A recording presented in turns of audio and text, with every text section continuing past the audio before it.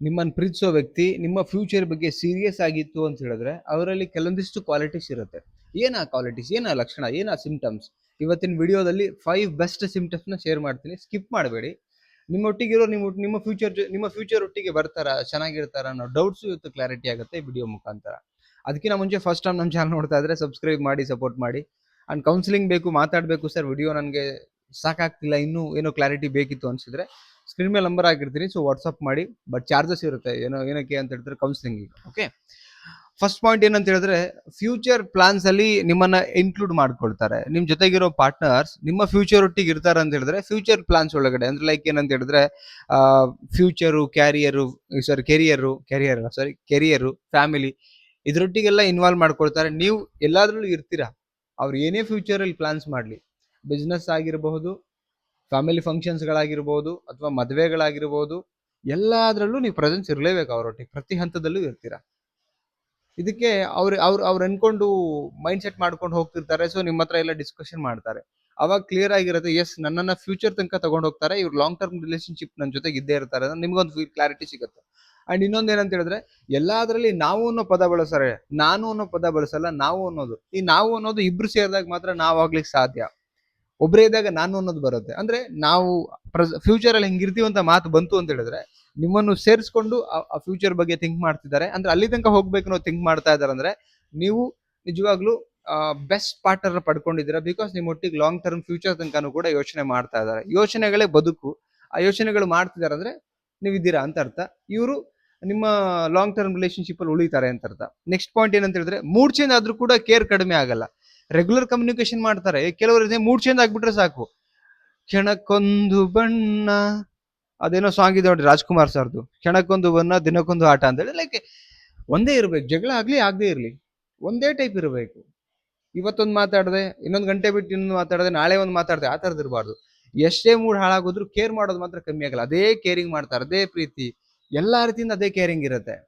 Care ಕಡಿಮೆ ಆಯ್ತು ಅನ್ಕೊಳ್ಳಿ, ಇವರು ಸ್ಟೇಬಲ್ ಆಗಿ ನಿಮ್ ಜೊತೆ ನಿಲ್ಲಲ್ಲ ಅಂತ ಅರ್ಥ. ಅಂಡ್ ರೆಗ್ಯುಲರ್ ಕಮ್ಯುನಿಕೇಶನ್ ಬಿಡೋದೇ ಇಲ್ಲ. ಜಗಳ ಎಷ್ಟೇ ಆಗ್ಲಿ ಮತ್ತೆ ಬಂದು ಮಾತಾಡ್ತಾರೆ, ಮತ್ತೆ ನಿಮ್ಮ ಒಟ್ಟಿಗೆ ಇರಬೇಕು ಅನ್ಸುತ್ತೆ.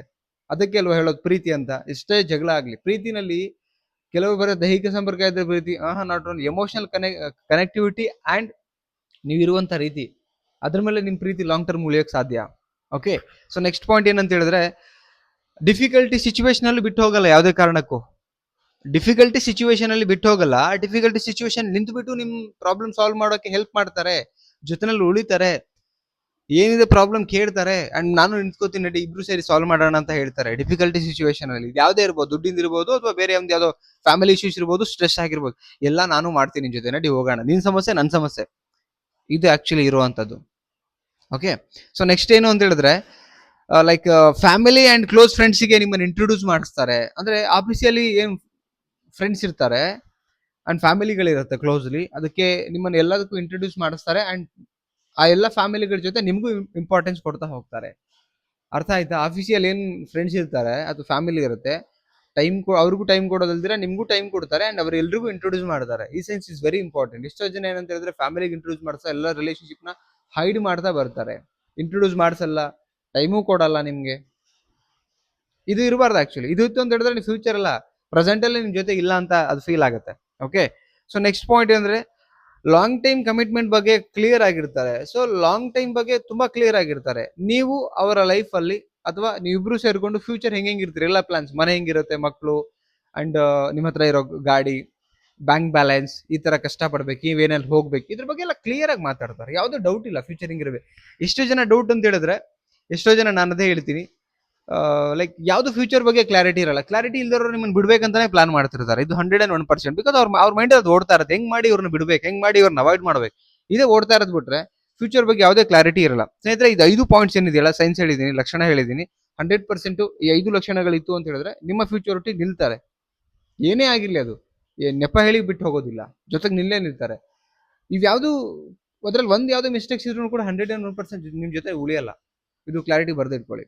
ಓಕೆ, ಸೊ ವಿಡಿಯೋ ಹೇಗೆ ಅನಿಸ್ತು, ಕ್ಲಾರಿಟಿ ಸಿಗ್ತಾ? ಸೊ ಕಮೆಂಟ್ ಸೆಕ್ಷನ್ ಅಲ್ಲಿ ಕಮೆಂಟ್ ಮಾಡಿ. ಇಷ್ಟ ಆದ್ರೆ ಒಂದು ಲೈಕ್ ಮಾಡಿ ಅಂಡ್ ಎಲ್ರಿಗೂ ಶೇರ್ ಮಾಡಿ. ಅಗೇನ್ ಹೇಳ್ತೀನಿ, ಆದಷ್ಟು ಬೇಗ 50,000 ಕಂಪ್ಲೀಟ್ ಆಗಲಿ ನಮ್ಮ ಫ್ಯಾಮಿಲಿ ಅಂತ ಹೇಳ್ತಾ. ಅಂಡ್ ಕೌನ್ಸಿಲಿಂಗ್ ಬೇಕಾ, ಸ್ಕ್ರೀನ್ ಮೇಲೆ ನಂಬರ್ ಕೊಟ್ಟಿರ್ತೀನಿ, ಕಾಂಟ್ಯಾಕ್ಟ್ ಮಾಡಿ. ಬಟ್ ಚಾರ್ಜಸ್ ಇರುತ್ತೆ. ಮತ್ತೊಂದು ಟಾಪಿಕಲ್ಲಿ ಸಿಗ್ತೀನಿ. Thank you so much. Bye.